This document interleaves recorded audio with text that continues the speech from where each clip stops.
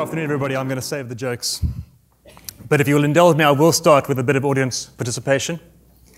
And what I'd like you guys to do, like the black screen here, is just close your eyes. I'm going to take you on a little bit of an adventure, a little journey. Where I want you all to go is back to when you were a kid. You're 10, you're 8 years old, and I want you back in your classroom, elementary school, primary school. Look around you. Look at the books, look at the blackboard, your teacher smartly dressed in front of you, your smiling schoolmates. And think for a second about the foundation that that gave you. How many of you would be sitting in this theater today if it hadn't been for that opportunity that you were given in primary education? You can open your eyes now and welcome to a school in Africa. Okay, have a look here. You've got kids under a tree learning from a blackboard in the blistering sun or in the pouring rain. Move into a classroom situation. No windows, no doors, no electricity. The World Bank tells us that in Sub-Saharan Africa alone, we have 200 million children who are in dire need of better education. 138 in primary schools, 30 million not attending school at all. And what does that landscape look like? Class sizes. Here in the West, we have 24 kids on average per class. Look at Malawi, 80 children. 80 children in the class. Impossible. So 200 million kids. High pupil-to-teacher ratios. The teachers themselves are often unqualified and certainly unsupported. And while all this is happening, 85% of them are off the grid. So remind ourselves of that as we look to meet the need. And how are we meeting this need? Well, since the 1970s, there's been a lot of really good work in developing high-quality content and refining that content for broadcast over radio. But what is this content? Well, this content it's lessons. It's school lessons where a teacher will be broadcasting a lesson to a classroom interactively. The teacher will ask questions, give the kids a chance to respond. They'll sing songs. It's as though that teacher is in the classroom alongside the teacher in the classroom and teaching to those kids. And over 40 years and 50 countries, there is evidence of academic improvement using this model, assisting teachers to teach their children better. And we'll hear it a little bit later in the presentation from a teacher who's had experience of this. Fast forward to 2001, where I was privileged to work with the Free Play Foundation to develop the Lifeline radio. Now, this radio was the vehicle to deliver that content to those classrooms. In 2009, Free Play Foundation became Lifeline Energy, and we began to work on a new product development program to incorporate MP3 on the availability of low-cost flash memory and improved libraries of digital content, to 2010, where we actually secured a UNICEF supply contract to supply radios to their worldwide school-in-the-box programs. So in summary, to meet this need, we've got the content, we've got those teachers in the classroom, we've got, if you like, the most qualified teacher in the country delivering the best lesson consistently to every class in that country at the same time. And we've got the vehicles to do that, and that's what I want to talk to you about for a second now. The Life Player, this is the product that we've worked on. It's an award-winning MP3 player and radio. It's solar-powered, and it's crank-powered. I've actually brought one with me to show you, give you some idea of the scale. And it's rugged. It's built tough.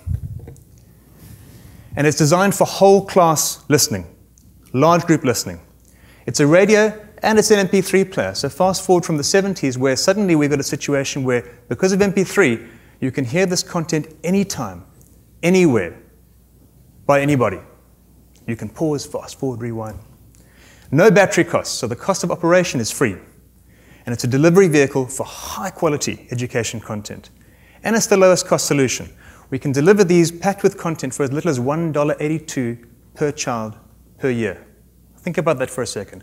The cost of providing high-quality education to millions of children and supporting those teachers with in-service daily training by assimilating good lesson delivery, $1.82 per year. And here's an example of it in use. This is in a classroom outside Kinshasa, about 40 minutes drive. These children are enjoying a lesson broadcast on a preloaded MP3 player, and their teacher is benefiting from assimilating that lesson delivery. So how do we do it? How does this content reach these classrooms? Well, the first thing is we work with established large NGO partners who work to coordinate the provision of content, our hardware and devices, and deliver those in sponsored projects to schools through education ministries. There are a couple of interesting things about this slide that I'd like to point out. Firstly, that the funding through this value chain is actually done from outside the value chain, multilateral funding agencies. And secondly, that our model is a hybrid structure, and that's important because it allows us as a for-profit company, Lifeline Technologies, to focus on the development of innovative, world-leading hardware as the delivery vehicle for this content, while our partner charity, Lifeline Energy, works on the big, broader ecosystem of partnerships, relationships, projects, and implementation. A slightly different view of that same slide that just gives you a bit of unit economics of how we get there and how we build those prices up. You'll notice that the price of the actual hardware is quite a small component of the cost of delivering this content. As you'd understand, the cost of implementation, the content creation, the delivery, the monitoring, the evaluation, etc., adds the lion's share. But still, as you divide that out, about $330 per device delivered, divide that by 60 kids over a 3-year program, $1.82. And there it is in summary. An important point to make on this note here is that the children themselves, the schools themselves, typically will pay nothing. So what does our market environment look like? We've got quite a few headwinds. This is something we've got some experience with and we're doing for some time. 200 million children. That's a big number. A massive need, a massive opportunity. There's a familiarity in this market already over 40 years of the impact of high-quality delivered education. And we have the lowest cost solution. Also important is that we have a very, very well-experienced management team who've been collectively doing this, or individually doing these radio-based projects for more than 10 years each. Obstacles, well, funding cycles by the model that I've described can be long. Multilateral funders, these funding cycles can be long, and the project creations can also be long. And behavior change within education ministries can also take time. We understand these issues, we've dealt with them for years, we do know how to get around them, but they are obstacles to our business. And of course, competing products and technologies that are available. When I say competing products, things as we know like cell phones, tablets, iPads, these can compete, but still today, there is no product that solves the very specific needs that I've described earlier of this very specific niche market, very large niche market. But it does motivate us to continue to innovate and continue to take advantage of new technologies as we go forward. Our project cycles, order cycles, are about 3 to 5 years. Again, as I described earlier, dealing with the large national programs, we'll typically engage in year 1 and start with small pilots, and those will mature over years 3 to 5 till we reach some real scale in those countries. And it's important to point that out because it informs our growth trajectory. Here we go. In Africa today, since 2010, we have already delivered 35,000 units, seeded in about 20 countries, mostly in Sub-Saharan Africa, some in South Asia. And following our growth trajectory on those seeded programs, we anticipate that we will realize sales of 100,000 units by the year 2014. Our planned radio shipments, again, represented here, started back in 2010, which was already our first full year of trading, was a healthy delivery of units. You'll notice the elephant on the slide there is the year 2011. That was a re-gearing year for us. We retooled our products, we did some product refinements, so we didn't do a lot of sales, but a recovery immediately to 2012, where we are today, and a good steady growth curve from there. Our financials are point again to 2012, where we anticipate, or are on track rather, to make $1.3 million in sales this year, and that'll see us profitable. So that's significant. So we're a going concern, we're established, we've got 35,000 units already in the field. We're geared for growth. Now, P&L key metrics, a couple of things I'd like to point out to you here. Again, excusing year 2011, we're at a pretty steady 20% of gross margin at the moment. Okay. Again, based on our growth and the scale that'll bring us in volume, we anticipate that number increasing up to about 28% in 2015.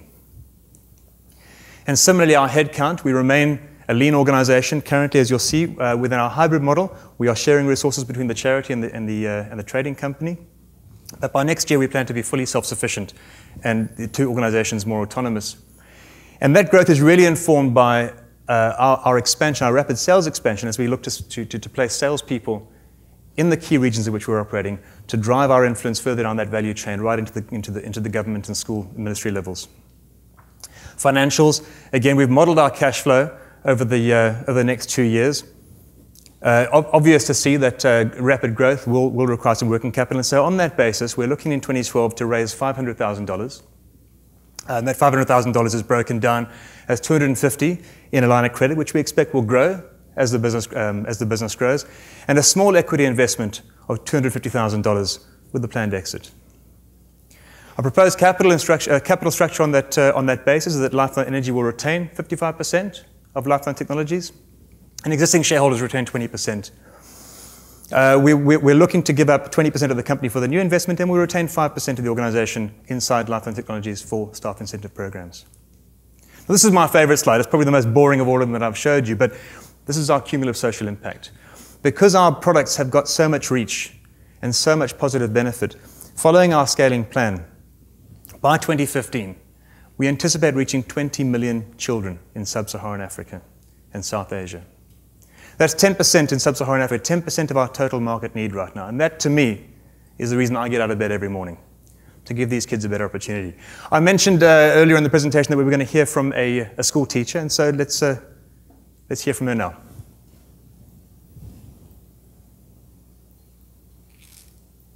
This piece is pretty useful to me. It's been very helpful in that the programs that I'm teaching are already stored here. So my trainees are able to hear a different voice other than my own. Stop talking, everyone, and pay attention. Good. Now give us the instructions for those rules. Instructions, please don't make that. This radio actually will help Rwanda in the area of improving the spoken English. To me, it was like my life has been made easier. And this time, the most rewarding thing about teaching English is when I see my students able to communicate freely, both in spoken and written. That's the most rewarding to me. It's a very powerful video. I hope you enjoyed that. Just in conclusion, this device today, as I stand before you, is already reaching 2 million children in Sub-Saharan Africa. Our vision is for 20 million more in the next 3 years. We hope that you will join us in achieving that goal and taking far beyond. We're ready to scale. Thank you very much.